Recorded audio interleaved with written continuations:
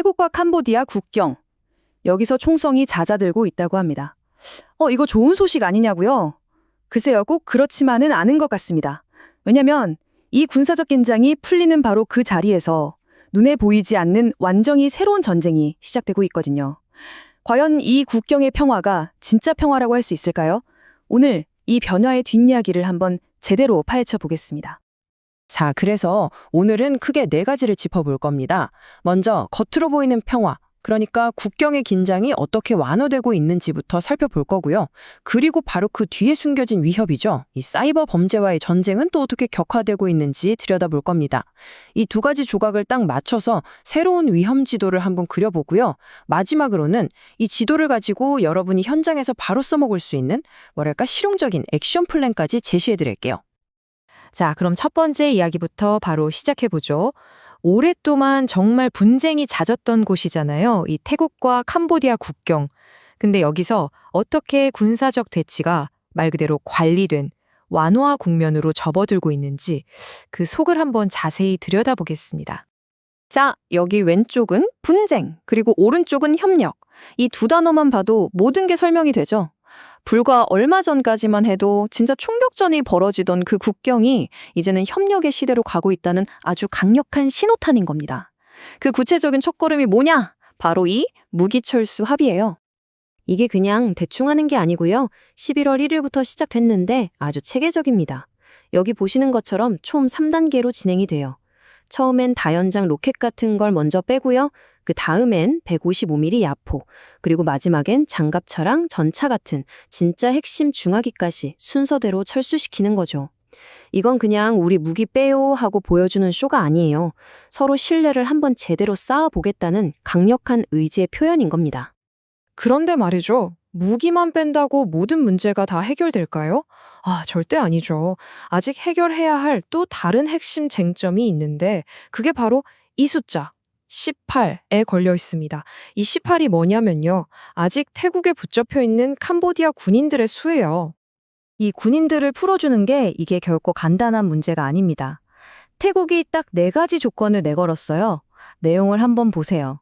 그냥 사람 풀어줄게가 아니죠. 앞으로 다시는 이런 일이 없도록 확실한 약속, 구체적인 장치를 만들어달라는 요구입니다. 그러니까 단순한 인질 교환 차원이 아니라 미래를 위한 굉장히 중요한 협상인 셈이죠. 자, 그럼 이제 다음 이야기로 넘어가 볼까요?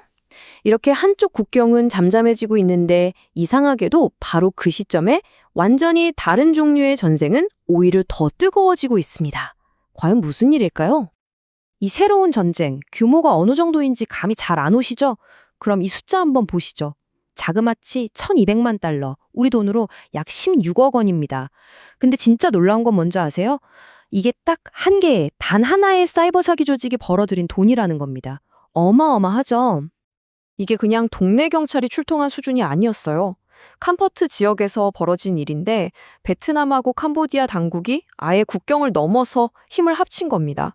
대규모 합동 단속이었죠. 이건 뭘 의미하겠어요?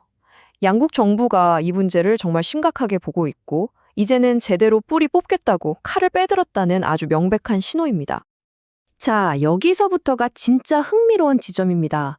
아니, 범죄 조직을 잡는 건데 왜 기업들이 긴장을 해야 할까요? 바로 이 KYC/AM의 규제 때문입니다. 쉽게 말해 고객 알기 제도와 자금 세탁 방지인데요. 정부가 범죄 자금의 흐름을 원천 차단하려고 기업들한테 당신들 고객이 누군지, 이 돈이 어디서 왔는지 철저하게 확인하세요 하고 강력하게 요구하기 시작했다는 뜻이에요. 이제 이 지역에서 사업하려면 훨씬 더 깐깐한 기준을 맞춰야만 하는 거죠. 자, 이제 퍼즐 조각을 맞춰볼 시간입니다. 핵심은 바로 이거예요. 전혀 상관없어 보이잖아요? 국경은 조용해지고 사이버 범죄는 단속하고 이 두 사건이 어떻게 서로 연결돼서 완전히 새로운 종류의 위험을 만들어내고 있는지 이걸 이해해야 합니다. 이 표가 바로 우리가 새로 그려야 할 리스크 지도입니다. 한번 보세요.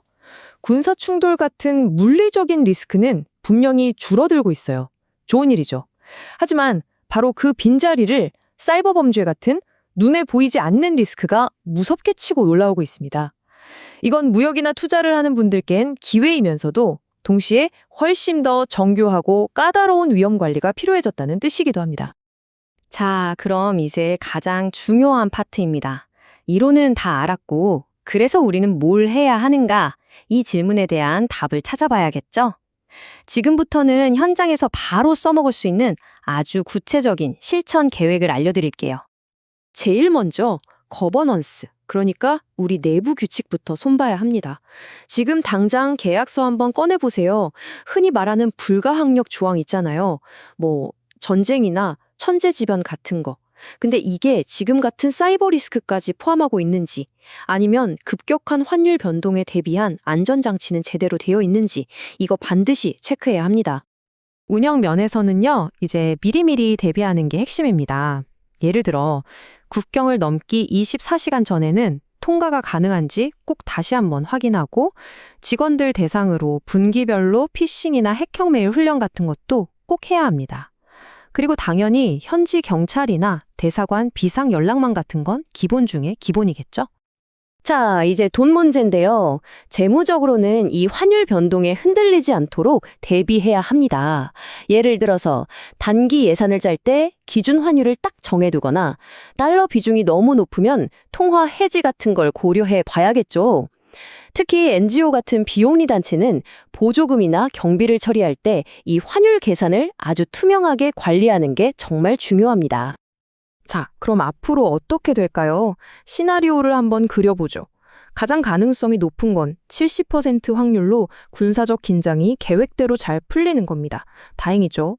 하지만 나머지 30%의 변수도 절대 무시하면 안 됩니다. 사이버 범죄 단속이 세지면서 기업들 비용이 늘어날 가능성, 그리고 아까 말했던 그 군인 석방 문제가 생각보다 길어질 가능성, 이 두 가지 리스크는 계속 주시해야 합니다. 이 모든 변화의 흐름이 우리에게 마지막으로 이런 질문을 던지는 것 같습니다.